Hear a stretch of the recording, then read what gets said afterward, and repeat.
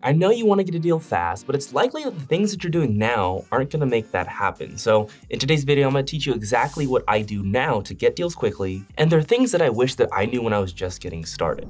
And if you're new to the channel, my name's Justin Yahrong, and I've helped hundreds of people make money in real estate. So the first thing I do is just get educated. And when I say get educated, I'm not saying you have to learn every single thing about the real estate investing business. That's kind of what I did, and I didn't take that much action at the very beginning, which I should have. And so where I went wrong was when I was just getting started, I was learning absolutely everything. I was learning every single marketing strategy, every way to find deals, every type of deal there was, every multifamily, single family. I was trying to learn everything. I was trying to do too much essentially. And in that process of doing too much, I started to realize that I wasn't taking enough action. And so if I were to kind of go back and do it over again, yes, I would start with the education, because if you don't know what you're doing, then you can't actually do the stuff. But I would educate myself on 3 specific things only. One is to learn how to calculate ARV, which is also the after repair value. It's what a home is worth after you were to be able to fix it up. So I would have gone all in on that, learning that. I also would have learned how to estimate repair cost on these homes, because that's another big factor in determining how I should even make an offer. And then 3, I would learn how to crunch the numbers fully. Like, how do you calculate the numbers to know what to offer on a home?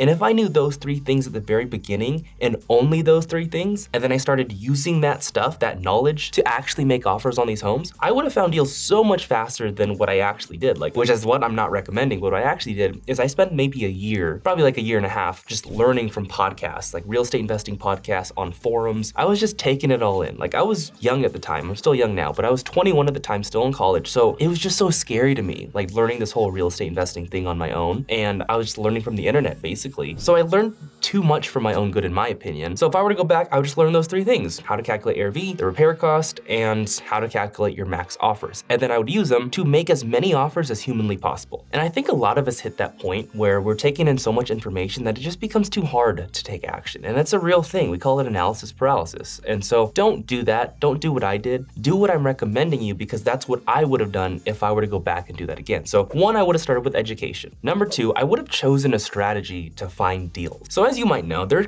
countless ways to find deals. There's cold calling, there's texting, there's door knocking, there's ringless voicemails, there's direct mail, there's MLS, there's wholesalers.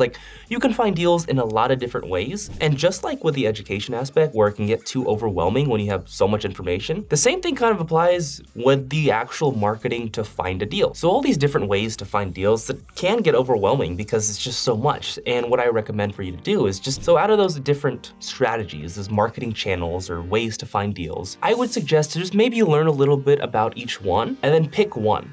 All the strategies work. That's the real secret about real estate investing and finding deals and making money, is with sales in general. Everything works. Every strategy works for the most part. Now, the extent of how well each one works, it depends on a lot of things. It depends on your own skill set, it depends on your volume, and it depends on the data that you have. So just know that everything works. So just pick one. So if you're gonna choose cold calling, pick one and stick to it. Now, a lot of people, when they start out, they try to do everything at once because they learn of all these different strategies. And in my opinion, it really hurts them. It hurts them a ton unless they have a team to support them to help them do volume with all those different things. For example, if you're just starting out and you're like, oh, I want to do cold calling and MLS and social media and texting and direct mail. I want to do all these 5 different things. Now, it could be good if you have a team behind you to support you to make all the direct mails and consistently, to make all these cold calls consistently, to text all these people consistently, or to door knock or whatever it is consistently. You need people to do that, because we only have 24 hours in the day. And for most people, you can only work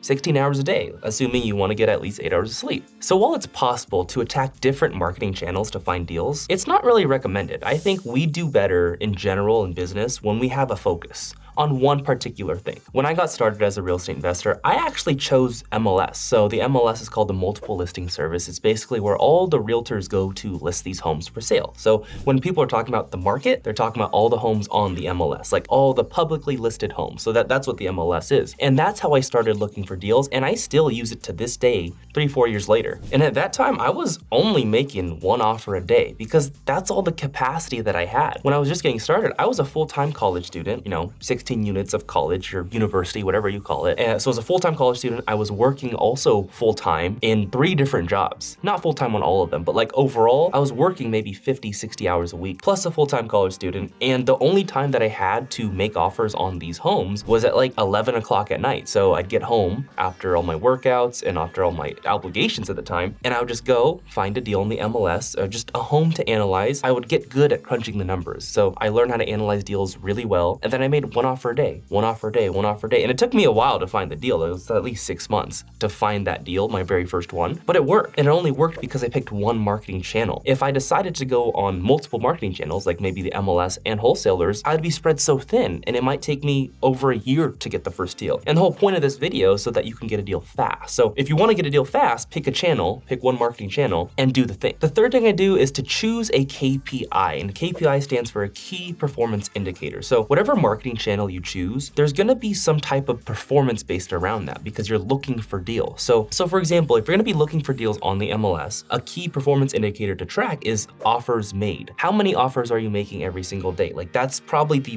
one main key performance indicator to track if you want to know if you're actually putting the work in to find these deals. If you're cold calling, it's calls made or dials made. How many dials did you make every single day? If you're texting people to find these deals, all these homeowners, the KPI to track is how many texts did you send every single day?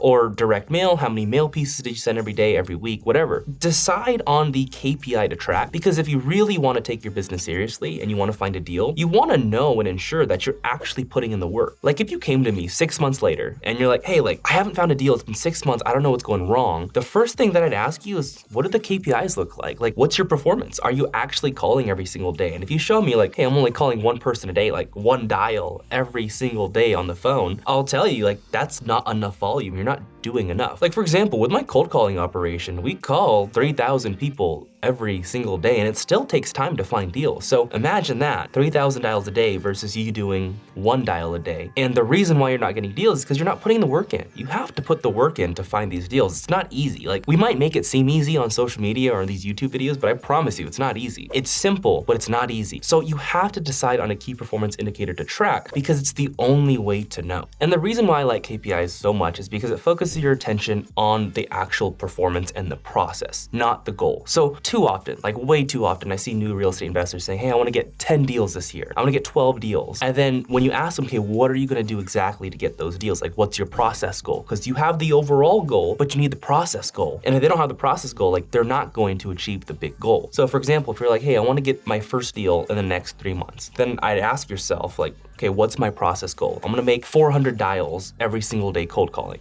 I'll make 20 offers every single day. And I promise you, if you make goals like that and you actually stick to them for 3 months, something's gonna happen. Even if you don't get a deal by then, you're gonna have some type of traction where you're close to getting deals, or maybe you got really close to getting a deal. Something's gonna happen if you're consistent with tracking your KPIs and actually performing. But you have to do the work, and that's one of the most important things to do. So whatever marketing channel you choose, make sure to decide on the KPI and then execute. Also, if you want help to grow your real estate business, whether you're brand new or if you already got deals under your belt, click on the link in the description, fill out the form, and someone from my team is gonna reach out to you.